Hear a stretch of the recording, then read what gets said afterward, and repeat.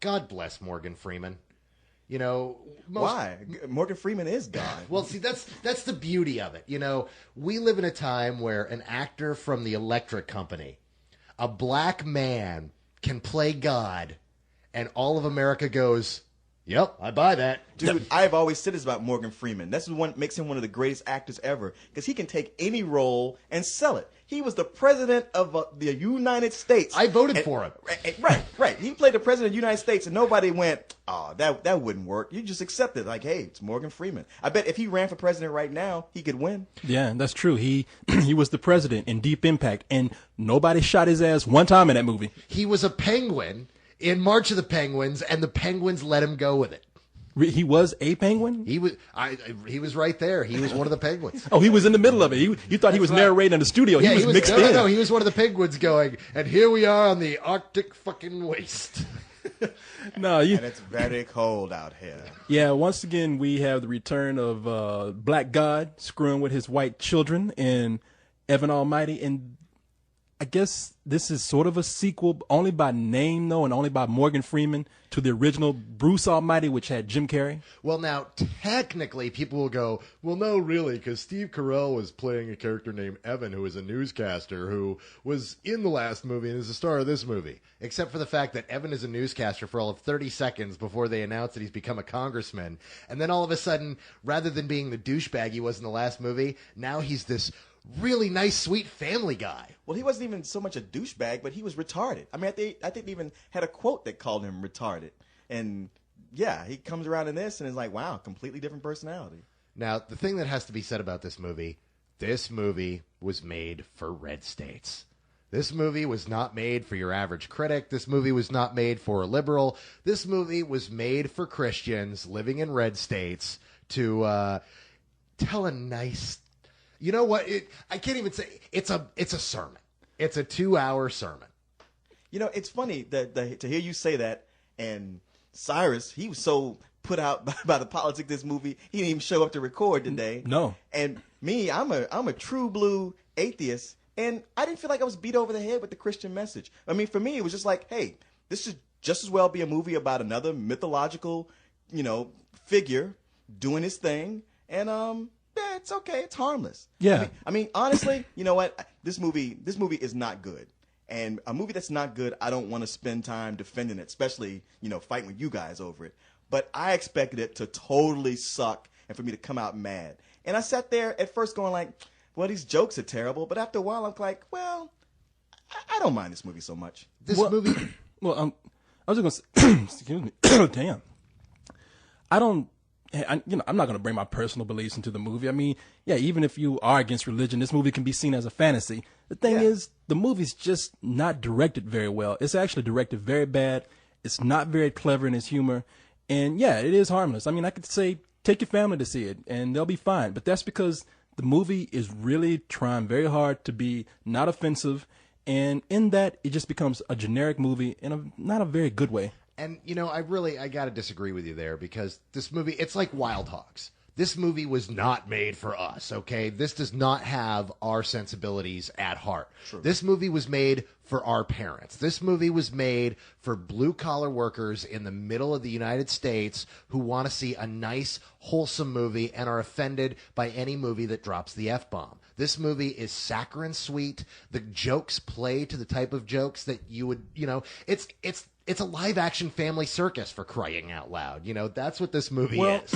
And the thing is, I did laugh a little bit. I mean, I see it kind of as Wild Hogs, but it's going to sound crazy, but I think it was just directed worse than Wild Hogs. I mean, it really does. It's almost too obvious. I mean, they have scenes where they have a joke on a billboard, and the movie has to almost stop to like pull over and show you this billboard. Where had it been something in the background, would have been twice as funny.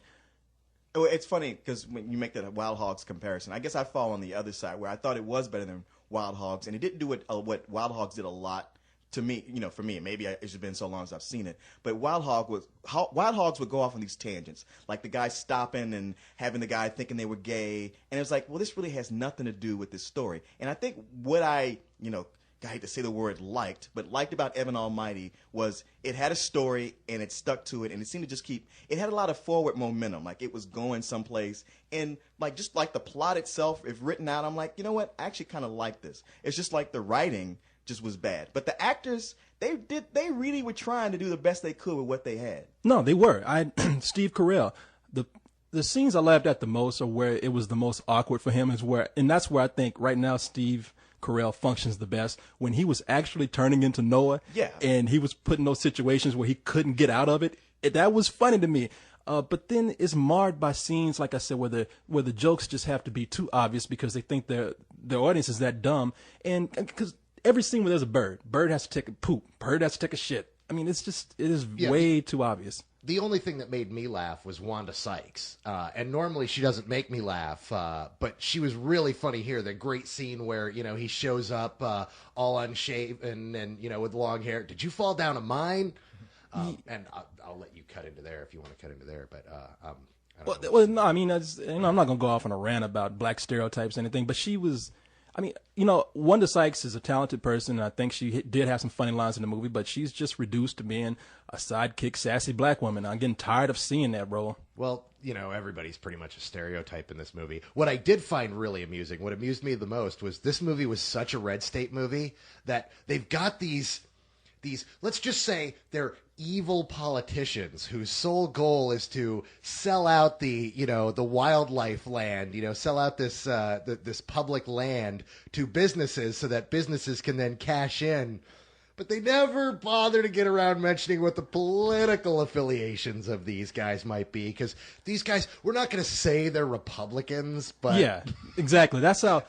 See, that's how the movie's almost offensive in some things. I mean, it's in how they try to walk around certain issues. It's like, and there's this big flood coming, but it ends up being, God is giving His divine intervention. But what is it? They just try. They're just trying to stop a bunch of corrupt politicians.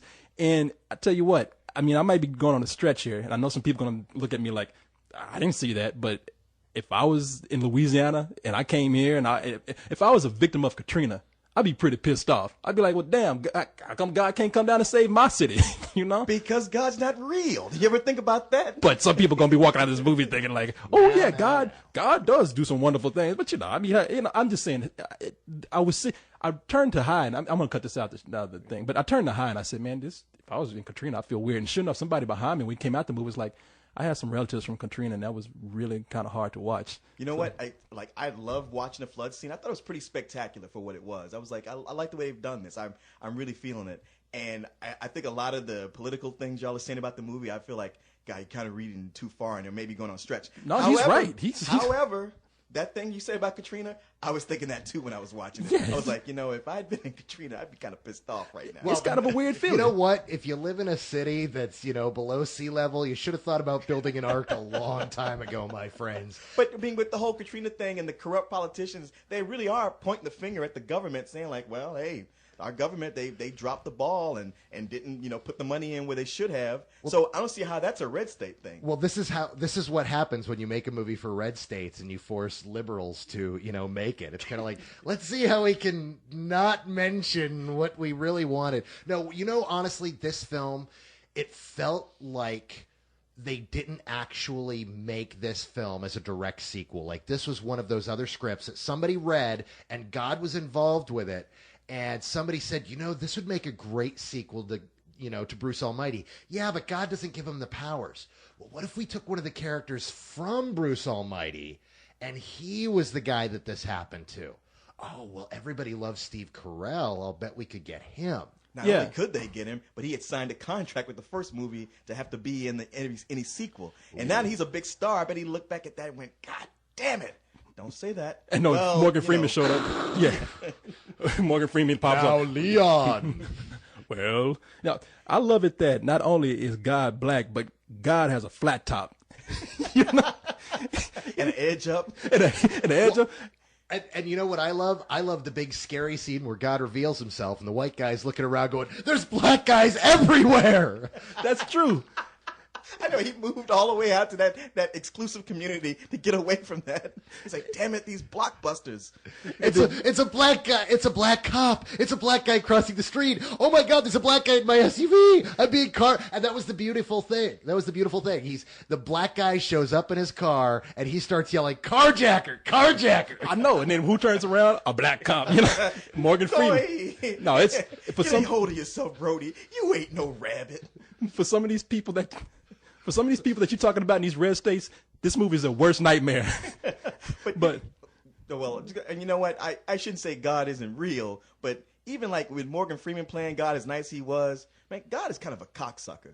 Because, he comes into your life and forcing you to be Noah and just completely ruining everything. Yeah, it's like, hey, man, you could ask, and there's got to be a way to do this without completely screwing me up. yeah, and you think God would have a better dental plan too, looking at his mouth. But now, tell me something. There's a scene in this movie. I don't have a clip for it, but there's a scene in the movie where God approaches Evan's wife, and she wants another basket of food. And when God gets up and leaves, she looks down and the food just miraculously appears in her plate. But did you notice that it was like fried chicken? Well, she was already eating that. It was like shrimp and stuff, but everyone else, all the family had that stuff. Okay. They were at a Greasy Spoon diner. Yeah, I noticed that when they first opened on the scene, that's the kind of food they were eating. Because I was going, oh, that's gross. Okay, I thought like she was eating at like a health food place, and God, like, since he was black, put a bunch of fried food on her basket. Now I think somebody's reading a little too. I think we've now crossed into crazy town. Sorry. All right, that's it. Okay.